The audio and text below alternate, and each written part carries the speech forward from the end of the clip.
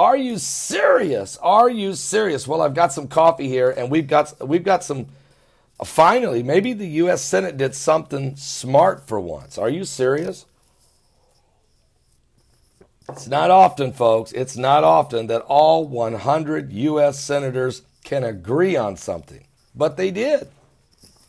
The United States Senate unanimously signed a letter yesterday calling on the United Nations Secretary General Antonio Guterres to address the anti-Israeli bias that's permeating the United Nations. Matter of fact, the letter, which was released by the Washington Post, accuses the United Nations of using its privileged platform to advance an anti-Israeli agenda, and that the organization has exploited as a vehicle for targeting Israel. The senators also connected the UN's anti-Israeli bias with the broader scourge of anti-Semitism, saying that their actions have at times reinforced global anti-Semitism. We urge you to ensure that Israel is treated neither better nor worse than any other UN member in good standing. The senators ultimately request of Guterres. The U.S. senators point out several key ways Guterres can improve the United Nations treatment of Israel, including eliminating or reforming committees which only serve to attack Israel, and inspire the BDS movement, ending the UNESCO denial of the Jewish connection to Jerusalem, which is just absolutely insane, and reforming the United Nations relief and works agencies for Palestine refugees in the Near East and their role in perpetrating troubling anti-Israeli bias and activities.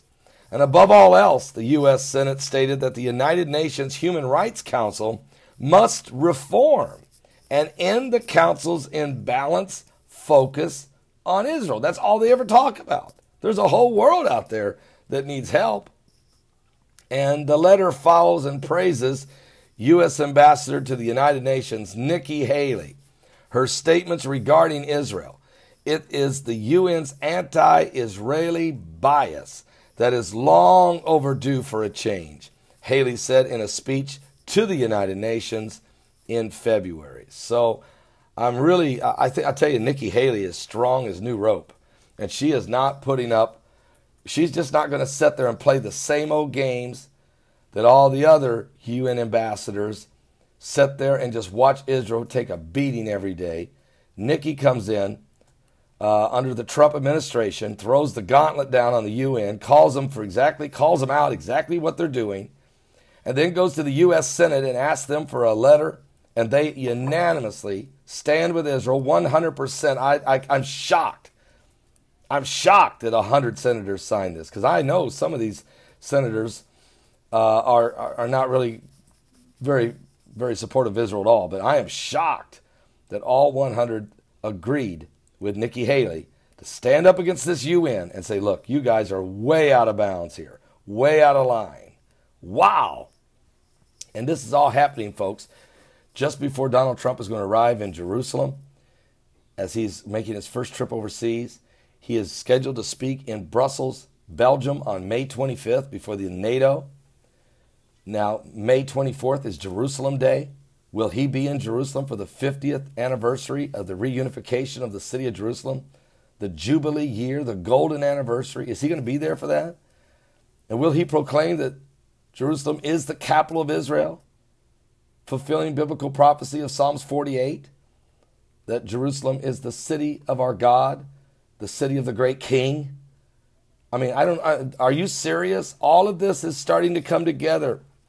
But at the same time, when they say peace and safety, then come a sudden destruction. So we're going to keep a close eye on the biblical prophecies that are being fulfilled right now. I'm telling you.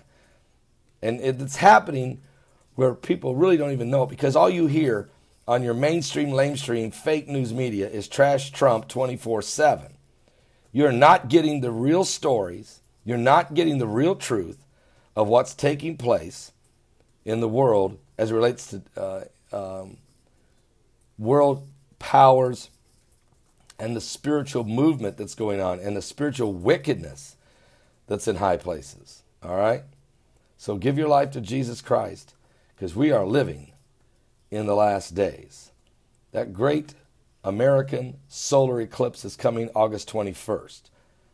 And then 33 days later, the great wonder in heaven and another wonder in heaven, which is Revelation 12. 7 days after that is the Day of Atonement. This 40-day period may be some of the most prophetic days in our lifetime. We can only wait and see. Give your life to Jesus Christ. We're running out of time. Are you saved?